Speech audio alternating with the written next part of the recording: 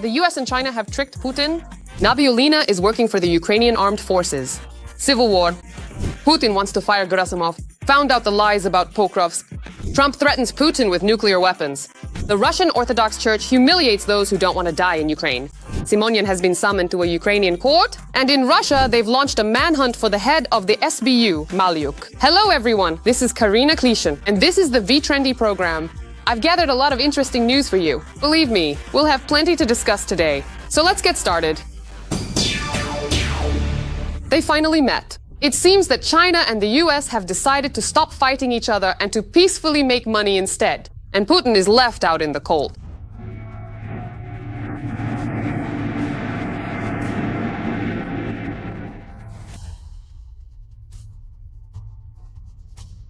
I told you so. Trump actually met with Xi Jinping. They signed a trade deal on rare earth metals and lowering tariffs. At the same time, they discussed Ukraine and a general end to the war. In diplomatic terms, this means that Russia is no longer needed by either Beijing or Washington. Its trump card, cheap resources, burned out in a single day. Because if China and the US are not enemies but partners, it's a catastrophe for Moscow. Moreover, as Trump stated, China agreed to cooperate with the United States on ending Russia's war against Ukraine. He emphasized that they talked at length about Ukraine and added that the negotiations were successful. Moreover, Putin has backed himself even further into a corner. Remember his statement yesterday about the underwater nuclear Poseidon, which Russia supposedly tested? You know, just yesterday, they actually conducted yet another test, which is quite significant. Another highly promising and advanced system. These are, in fact, unmanned underwater vehicles, which are sometimes referred to as autonomous underwater drones. Poseidon also has a nuclear power unit. For the very first time, we successfully managed not only to launch it from the underwater carrier by utilizing the booster engine, but also to initiate and start up the nuclear power unit as well. This achievement marks a significant milestone in our progress. The immense and extraordinary power of Poseidon significantly exceeds by a considerable margin even that of our most advanced and sophisticated intercontinental range missile, Sarmat. There is truly nothing else like it anywhere in the world. A few days ago it was Burevestnik, now it's Poseidon. About tests that even the military top brass don't know about. It's hard to say for sure. I know only one person involved in the creation of Poseidon, and he didn't tell me anything at all. It's strange, but I didn't notice any joy in him, said our source in the top ranks of the Ministry of Defense. Dimka poured fuel on the fire of agony. He declared that Poseidon could be considered a doomsday weapon. And at the same time, he threatened Belgium with a nuclear strike. That's why Trump didn't hesitate for long. Literally, right after Putin's statements, he ordered the Pentagon to urgently begin nuclear weapons testing. As Trump stated, it was because of the enormous destructive power. He didn't want to do it, but he had no choice. Let me remind you that. Earlier, Putin signed a law denouncing the US agreement on the disposal of weapons-grade plutonium, which had been in effect since 2000. And then he started scaring the world with nukes. And who made him say that? Meanwhile, in the studios of Russian propagandists, the praise of Russian military continues. Everyone there is convinced that Pokrovsk is already under Russian control, and that the Ukrainian armed forces are surrounded. Earlier, I already told you that this isn't true, so what? Even Russian war correspondents criticized Gerasimov's statement. Because a partial encirclement is not a real encirclement, especially during a drone war. But the Russians stubbornly insist that the Ukrainian armed forces have already been pushed back and Pokrovsk has been captured. They even hung their flag on the stele.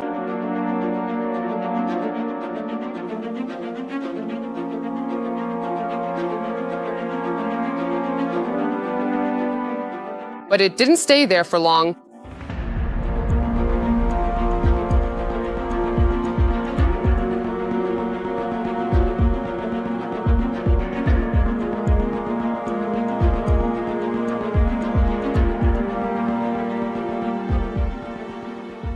Because the Russians put it up with a drone for propaganda purposes. That Russian flag, which was placed at the stele at the western entrance to Pokrovsk, was put there by a drone. There is no physical Russian control there, nor is there Ukrainian control. It's a gray zone there, and the flag itself is already gone. And it's not even clear who this game is for now. If before the standard answer was that it was for the domestic audience, now even all the Z supporters understand that there's no encirclement there at all. For Trump is in Asia right now.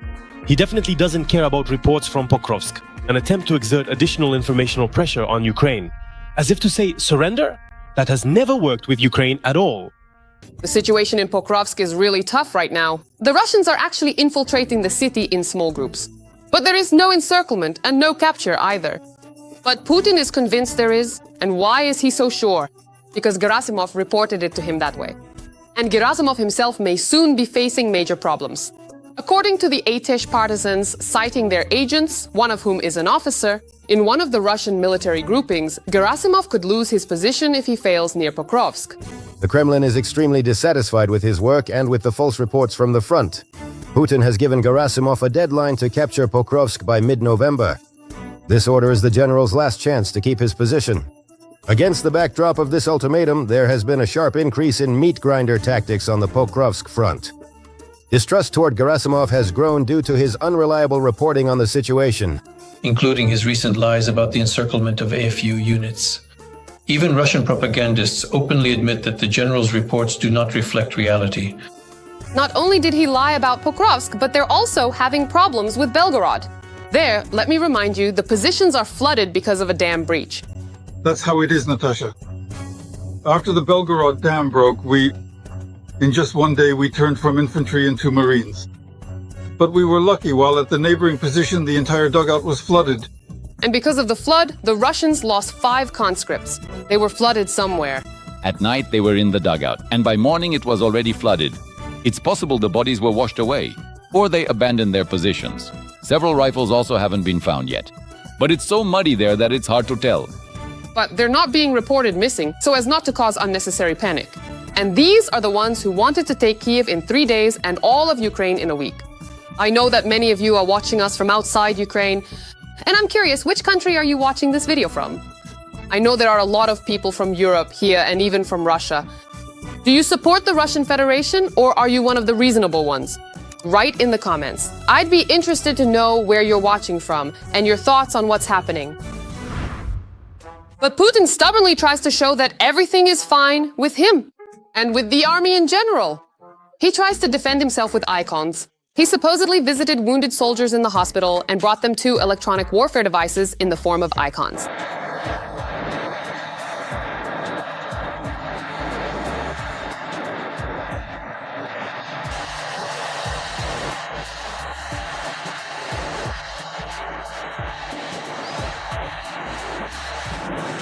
But the soldiers they picked were clearly not wounded. Moreover, they filmed everyone from the right angle, and everyone was standing there with identical medals. The old KGB man didn't really think this one through. But yes, whatever, he also had tea with them and talked about Poseidon. Moreover, he decided to claim there as well that Pokrovsk had supposedly been taken and invited journalists to come and see it for themselves. Andrei Ivanovich, I don't mind that you to let representatives of the media, including both international and foreign journalists, as well as Ukrainian journalists, into the enemy encirclement zone so they could personally breathe the air there and see with their own eyes exactly what is happening and witness firsthand the condition of the encircled Ukrainian troops. And so that the political leadership of Ukraine would make the most appropriate decisions regarding the fate of their citizens and their servicemen. So, why doesn't Pokrovsk send its own journalists to see this so-called imaginary encirclement? Because he's only like Leo Tolstoy in words. By the way, it's also becoming harder and harder for Putin to hide his inclinations. Look, you didn't know your grandfather was like that, but you fight just like he did. I try. Yeah, but what does that mean? What is he saying? It's about genes, you see. And why didn't you kiss the belly? Every voice matters. Join our community, support independent journalism and help us bring you the truth from Ukraine. Become a member of Ukraine Today. Join us now. Meanwhile, the Russian Orthodox Church scolded the heroes of the special military operation for wanting to live instead of dying in Ukraine. They say there are no atheists there. There are all kinds of people there, all kinds of people. And as a military man who has been in such situations, I understand that you can't trust everyone. Not everyone is ready to die. Many want to survive, and those people who want to survive can be very dangerous because they might betray everyone. Here is a person probably who, if you go to war, you must be humble. He must be willing to die himself, but save his friend. Really? What are they thinking? Trying to live? Putin said to die, so you die. But if you do survive, don't tell your partners about your infidelities. You know, to keep the family together. That was exactly the advice given to men live on air by the Tomsk Metropolitan. The question of being honest doesn't mean you have to shout it from every corner, but you don't have to inform everyone about what happened with us. I think what's much more important here is to cleanse your conscience through the sacrament of confession, to come to confession, repent of this sin, and firmly resolve in your heart never to return to it again, realizing that this is a path that leads not only to the destruction of the family, but also to the destruction of a person's soul, of a person's spiritual life. And as for, should you confess or not confess? To your wife, it really depends on whether this will give the person a greater chance not to return to the sin. If it will help strengthen the family, then that's one thing.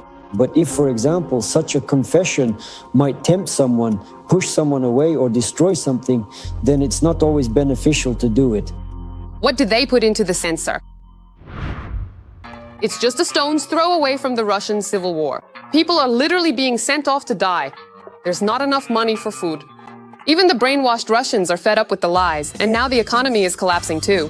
And in order to somehow save his position, Putin was advised to urgently resolve the issue with Nabiullina. And if she isn't dismissed, the central bank itself is threatening to revolt, and that this revolt could turn into a civil war.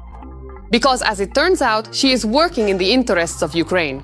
The president was told that the head of the central bank is ignoring the administration's demands to lower the key interest rate, secretly supports the liberals, and is doing everything to trigger a severe crisis in Russia that would make our victory in the special military operation impossible.